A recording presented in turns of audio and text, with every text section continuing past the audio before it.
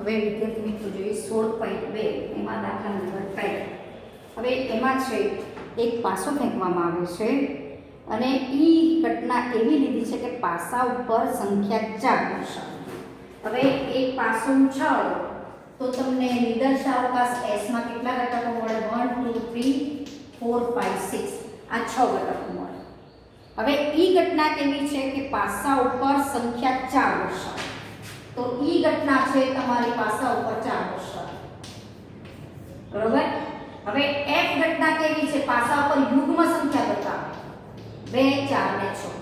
હવે પ્રશ્ન પૂછ્યો છે E અને F નિવારક છે, તો E અને F નો છેદ જો ખાલી ગણ થાય તો નિવારક, પણ E અને છેદનો E અને F નો છેદ તમારો 4 થશે, ખાલી ગણ નથી, માટે E અને F નિવારક નથી.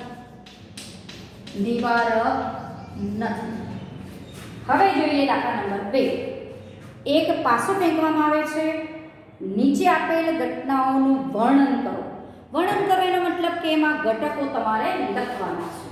હવે પહેલો દાખલો છે, એક પાસો ફેંકો છો એટલે આના જેમ જ નિદર્શાવકાશમાં ઘટકો કેટલા આવશે? 1 થી તે 6. પાસા ઉપર સંખ્યા 7 કરતા નાની છે, આની ઘટના 1 લીધી છે. પાસા ઉપર સંખ્યા કેવી છે? 7 કરતા નાની. તો આમાં ઘટકો તમારા આવશે 1 2 3 4 5 અને 6. આ ઘટના માટે ઘટકો આ આવશે. પછી બી ઘટના કીધી છે સંખ્યા 7 કરતા મોટી. બી ઘટના કીધી છે પાસા ઉપર જે સંખ્યા મળે ને એ સંખ્યા 7 કરતા મોટી. હવે તમે વિચારો કે પાસા ઉપર 7 કરતા મોટી કોઈ કિંમત મળવાની જ નથી, કારણ કે મેક્સિમમ 6 મળી શકે પાસો ઉછાળો. એટલે આ ઘટનામાં કોઈ પણ ઘટક ન આવે કે આ ઘટનામાં કોઈ એક પણ ઘટક નથી, એટલે ખાલી ગણ થાય અને ખાલી ઘટનાને આ ઘટનામાં ગણ ન હોવાથી અને અશક્ય ઘટના પણ કહેવાય. આ કઈ થઈ? અશક્ય ઘટના. બી પોતે અશક્ય ઘટના કહેવાશે. પછી છે સી માં સંખ્યા 3 નો ગુણિત આવી એક ઘટના આપી છે. સંખ્યા 3 નો ગુણક છે, એટલે હવે આ ઘટનામાં ઘટકો કયા આવશે? 3 અને 6. સંખ્યા 3 નો ગુણક છે, એમાં 2 જ ઘટક આવશે. પછી છે ડી, સંખ્યા 4 કરતા નાની છે, એક ઘટના આવી આપી છે. ડી ઘટના આપી છે સંખ્યા 4 કરતા નાની છે. 4 કરતા નાની સંખ્યાઓ S માં કેટલી છે? 1 2 અને 3. તો આ ઘટનાને અનુકૂળ ઘટકો કેટલા આવશે? 1 2 3. પછી પાંચમી ઘટના છે ઈ ઘટના 4 થી મોટી યુગ્મ સંખ્યા છે. ઈ ઘટના છે, ઈ ઘટનામાં ઘટકો છે 4 થી મોટી યુગ્મ સંખ્યા છે. યુગ્મ સંખ્યા છે. આ ઘટનામાં આવા ઘટકો છે 4 થી મોટી અને યુગ્મ. તો કઈ ઘટના ખાલી ઘટક આવશે? 6 જ આવશે. પછી F ઘટના છે, સંખ્યા 3 કરતા નાની નથી, એનો મતલબ કે સંખ્યા તમારી જે છે એ 3 અથવા 3 થી મોટી છે. F ઘટનામાં ઘટકો છે સંખ્યા 3 કરતા નાની નથી. સંખ્યા 3 કરતા નાની નથી. તો આનો મતલબ થયો કે આ ઘટનામાં ઘટકો તમારા આવશે જે 3 અથવા 3 થી મોટા હોય. એ બધા જ ઘટકો તમે આ ઘટનામાં મૂકી શકશો. એટલે આ ઘટનાના અનુકૂળ ઘટકો તમારા આવશે 3 4 5 અને 6. હવે આ રીતે આપણે A B C D E અને F આ બધી ઘટનાઓ માટેના અનુકૂળ ઘટકો આપણે લખી દીધા. પહેલું પૂછ્યું છે A યોગ B એટલે શું મળશે? તો A યોગ B. પછી પૂછ્યું છે A છેદ B.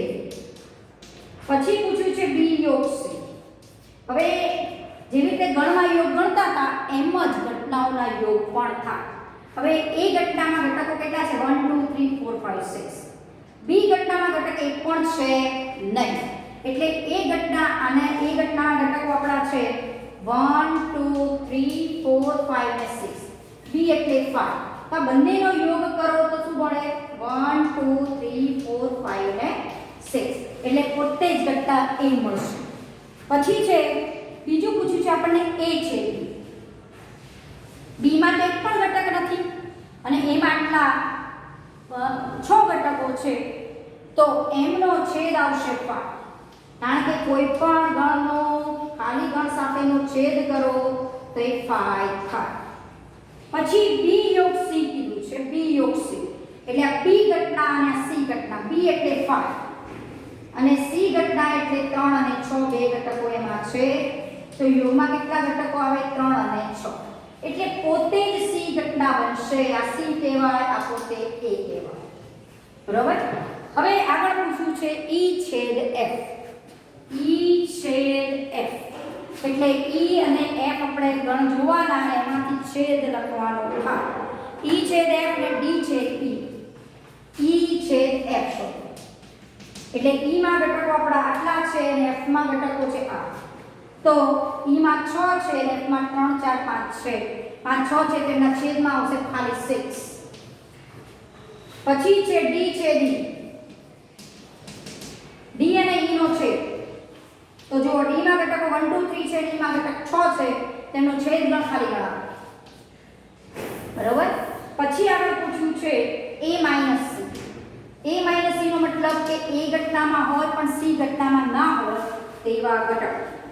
તો a ઘટનામાં કયા ઘટકો છે? 1 2 4 5 જે a માં છે પણ c માં નથી. 1 2 4 5 જે a માં છે પણ c માં નથી. પછી છે d e. d e. હવે d અને e નો d e નો મતલબ શું? d માં ગણમાં હોય પણ e માં ના હોય.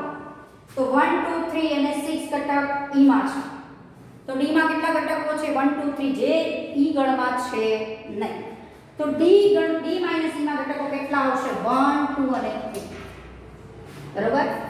પછી e છેદ f ડેશ. બરોબર? અને પછી પૂછ્યું છે f ડેશ પણ શોધો. હવે e ગણમાં ઘટકો છે, e ઘટનામાં ઘટકો છે આપણા પાસે 6 છે. 5 ડેશ. 5 ડેશ એટલે શું? s માં હોય પણ f માં ના હોય. તો s માં કેવા ઘટક છે જે f માં નથી? 1 ને 2 જે s માં છે પણ f માં નથી એટલે કે f ડેશ માં આવે. s માં હોય પણ f માં ના હોય તો એ ઘટકો ખાલી 1 2 બનશે કે જે s માં છે પણ f માં નથી. તો આ બંને જે ઘટના છે એની છેદ ઘટના પણ 5 બને છે. હવે આગળ એક બીજો પ્રશ્ન કર્યો છે કે f ડેશ શોધો. f ડેશ શોધવું એનો મતલબ કે s માં હોય પણ f માં ના હોય. s માં હોય પણ f માં ના હોય એને આપણે f ડેશ કહી શકીએ. f ડેશ એટલે s માં છે પણ f માં નથી. તો એ તમારા ખાલી 1 2 ઘટક આવશે જે s માં છે પણ f માં નથી. એટલે આપણો f ડેશ આવો બનશે. એટલે તમે 16.2 માં જે પહેલો દાખલો છે આ રીતે કરી શકો. હવે આગળ ત્રીજો દાખલો છે કે એક પ્રયોગમાં પાસાની એક જોડ ઉછાળવામાં આવે છે. એટલે જોડ કે એટલે બે પાસા ઉછાળે છે અને એના ઉપર દેખાતી સંખ્યાઓને નોંધ કરવામાં આવે છે અને નીચે આપેલી ઘટનાઓનું વર્ણન કરો. પહેલી ઘટના છે સંખ્યાનો સરવાળો 8 કરતાં વધુ છે. સંખ્યાનો સરવાળો 8 કરતાં વધુ છે. પહેલી ઘટના છે. હવે તમે પાસાની બે જોડ ઉછાળો છો તો તમને પહેલો જોડ ઉછાળો કે 1 2 3 4 5 6 માંથી મળે. બીજામાંથી ઉછાળો તો 1 2 3 4 5 6 માંથી મળે. એટલે ટોટલ તમને 36 ઘટકો મળશે પાસાની એક જોડ ઉછાળતા. એટલે નિદર્શ અવકાશમાં તમારા ઘટકો બનશે 36. 36 ઘટકો તમારા નિદર્શ અવકાશમાં બનશે. અને એ 36 ઘટકો કયા થશે? એક 1 1 1 2 1 3 1 4 1 5 1 6. પછી 2 1 2 2 2 3 2 4 2 5 2 6.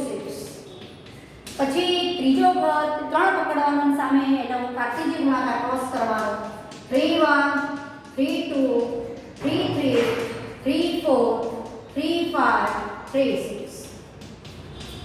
પછી છે 4 સાથેના ઘટકો મૂકો 4 1 4 2 4 3 4 4 4 5 4 6. 5 5 1 5 2 5 3 5 4 5 5 5 6. પછી છે 6 સાથેના ઘટકો 6 1 6 2 6 3 6 4 6 5 6 6. એટલે આમ તમને આ S માં 36 ઘટકો મળશે. હવે એમ કીધું છે કે સંખ્યાઓનો સરવાળો ઘટના એ આવી આપી છે 8 કરતાં વધુ. શું કીધું છે? સંખ્યાઓનો સરવાળો 8 કરતાં વધુ છે. 8 કરતાં વધુ છે. તો આ ઘટનામાં ઘટકો કયા આવશે કે S પૈકીના હશે, કારણ કે દરેક ઘટના એ S નો ઉગાડતો છે. હવે સંખ્યાનો સરવાળો 8 કરતાં વધુ હોય તેવા ઘટકો આમાંથી આપણે ઓળખી કાઢવાના. હવે 8 કરતાં વધુ હોય એવા 1 4 5 એનો સરવાળો કરો 9 આવે, આ 10 આવે. પછી અહીંયા જુઓ તો આ 9 આ 8 કરતાં વધુ કેવા? આ પણ 8 કરતાં વધુ, આ પણ 8 કરતાં વધુ, આ પણ 8 કરતાં વધુ, આ પણ 8, બધા જ ઘટકો 8 કરતાં વધુ હોય. 4 5 4 6 5 4 5 5 5 6 6 3 6 4 6 5 6 6. આ આપણને આ ઘટના માટેના ઘટકો મળશે. પછી છે બંને પાસાઓ પર યુગ્મ, બંને પાસાઓ પર સંખ્યા 2 દેખાય. બી ઘટના કેવી છે? બંને પાસાઓ પર સંખ્યા 2 દેખાય. હવે બંને પાસા પર સંખ્યા 2 દેખાય એવો આ એક જ ઘટક છે કે જેમાં બંને પાસા પર બંને સંખ્યા 2 દેખાય છે. એક જ ઘટક છે 2 2. ત્રીજો દાખલો છે બંને સંખ્યાઓનો સરવાળો ઓછામાં ઓછા 7 છે. બંને સંખ્યાઓનો સરવાળો ઓછામાં ઓછો 7 છે. ઓછામાં ઓછો 7 છે અને 3 નો ગુણિત છે. અને 3 નો ગુણિત છે. આ એક ઘટના છે. હવે આ ઘટનામાં ઘટકો કયા આવશે? ઓછામાં ઓછો સરવાળો 7, એનો મતલબ કે 7 અથવા 7 થી વધારે સરવાળો હોવો જોઈએ. અને કેવો હોવો જોઈએ? 3 નો ગુણિત. અને બીજો પોઈન્ટ આપ્યો છે અને 3 નો ગુણિત હોવો જોઈએ.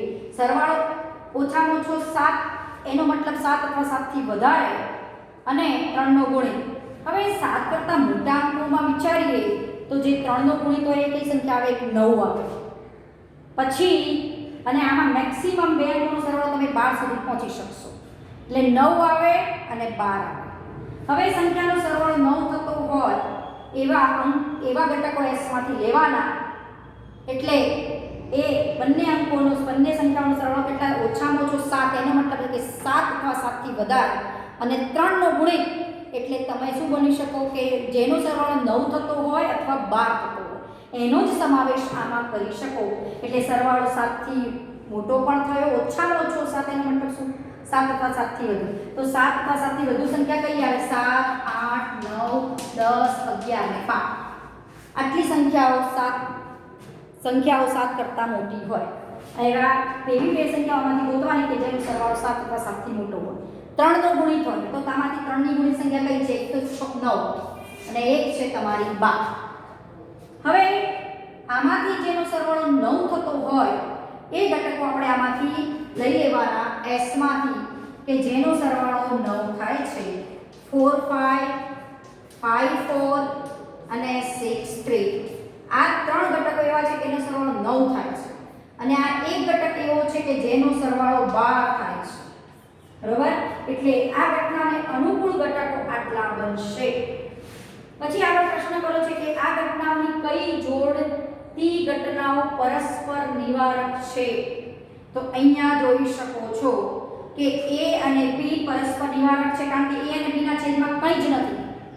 a અને b ના છેદમાં કંઈ જ નથી, 5 છે. એટલે a છેદ b 5 છે. માટે a ઘટના તથા b ઘટના પરસ્પર નિવારક છે. એ જ રીતે b અને c જુઓ તો b અને c ના છેદમાં પણ કંઈ નથી, b છેદ c એ પણ 5 છે. માટે b તથા c પરસ્પર નિવારક છે. હવે c અને a માટે વાત કરીએ તો બંનેમાં કોમન ઘટકો મળે છે 5 4 4 5 6 3 6 6. એટલે એના બધા જ ઘટકો c ના બધા ઘટકો એમાં આવી જાય છે. એટલે a અને c 5 થશે નહીં. એટલે આમાંથી a અને b નિવારક થશે, b અને c નિવારક થશે.